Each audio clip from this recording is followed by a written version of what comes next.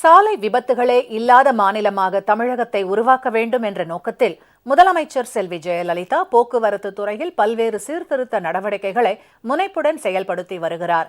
இதன் காரணமாக சாலை விபத்துகளின் எண்ணிக்கை கணிசமாக குறைந்துள்ளதாக புள்ளி விவரங்கள் தெரிவிக்கின்றன. இதுகுறித்த ஒரு செய்தி தொகுப்பு. ஏழை எளிய நடுத்தர மக்களின் தொலைதூர பயணத்தை மிகவும் எளிமையாக்கியுள்ளன பேருந்து பயணங்கள். அப்படிப்பட்ட பயணத்தை மேற்கொள்ளும் மக்களின் பாதுகாப்பை உறுதி செய்யும் விதமாக முதலமைச்சர் செல்வி ஜெயலலிதா பல முனைப்பான திட்டங்களை அறிவித்து செயல்படுத்தி வருகிறார். இதுவரை இல்லாத உயரிய அளவாக சாலை பாதுகாப்பு திட்டங்களுக்கு 65 கோடி ரூபாய் நிதி ஒதுக்கி முதலமைச்சர் செல்வி ஜெயலலிதா உத்தரவிட்டுள்ளார். குறுகிய பாலங்களை விரிவுபடுத்துதல், சாலையில் மைய தடுப்புச் சுவர் அமைத்தல், மோசமான சாலைகளை பராமரித்தல் போன்ற பணிகள் விரைவாக மேற்கொள்ளப்பட்டு வருகின்றன. 65 கோடி ரூபாய் ஒதுக்கீடு செய்யப்பட்டு அடிக்கடி சாலை விபத்து ஏற்படும் இடங்களின் முன்னேற்பாட்டிற்காக செலவிடப்பட்டு வருகிறது.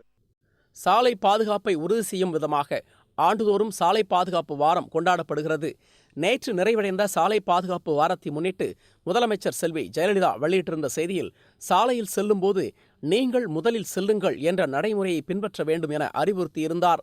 அதன்படி சாலை பாதுகாப்பு தொடர்பான விழிப்புணர்வை ஏற்படுத்தும் வகையில் கடந்த ஒரு வார காலமாக மாநிலம் முழுவதும் பேரணி, புகைப்பட கண்காட்சி, துண்டு பிரசுரம் வழங்கும் நிகழ்ச்சி, பள்ளி கல்லூரி மாணவ மாணவியர் பங்கேற்ற கட்டுரை போட்டி, ஓவியப் போட்டி, பேச்சுப் போட்டிகள் நடத்தப்பட்டன. சாலையில் உரிமம் பெற்று தான் வாகனங்கள் ஓட்டணும். மது குடிச்சிட்டு வாகனங்கள் ஓட்டுதல் கூடாது. இருசக்கர வாகனங்களில் 20 மட்டும்தான் போகணும். அனுமதிக்கப்பட்ட வாகனங்கள் அனுமதிக்கப்பட்ட வேகத்தில் தான் செல்லணும். மேலும் பார்த்தீங்கன்னா இந்த மாதிரி நிறைய கொள்கைகளை சொன்னாங்க. நானும் கற்றுக்கிட்டேன். நிறைய சாலை குறியீடுகள் எப்படிலாம் போகணும், தலைக்கவசத்தோட முக்கியத்துவம், இது எல்லாத்தையுமே நான் தெரிஞ்சுக்கிட்டேன். ரோட்டில் அங்கங்கே நிறைய ஃப்ளெக்ஸ் வச்சுருக்கிறதுனால பீப்புளுக்குலாம் அவேர்னஸாக இருக்கும்.